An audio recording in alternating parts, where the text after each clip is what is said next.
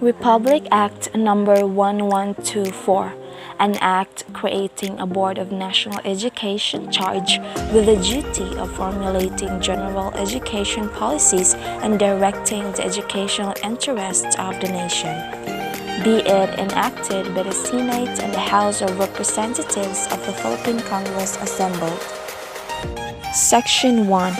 There is hereby created a Board of National Education which shall be formulate, implement, and enforce general educational objectives and policies, coordinate the offerings, activities, and functions of all educational institutions in the country with a view to accomplishing an integrated, nationalistic, and democracy-inspired educational system in the Philippines.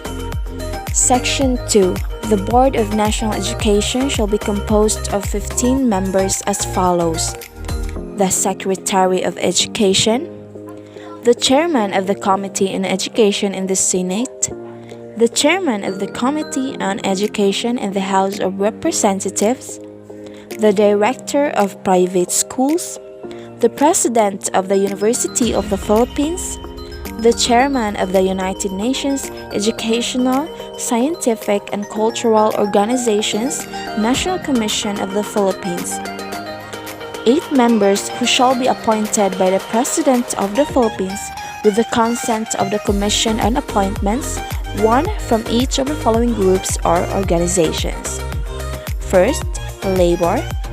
Second, industry or management. Third, agriculture. Fourth, National Catholic Educational Association.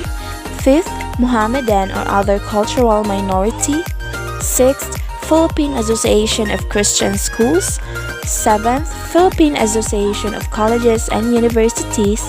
Eighth, teaching profession. Section 3. The Secretary of Education, or in his absence, the Undersecretary of Education, shall act as Chairman of the Board.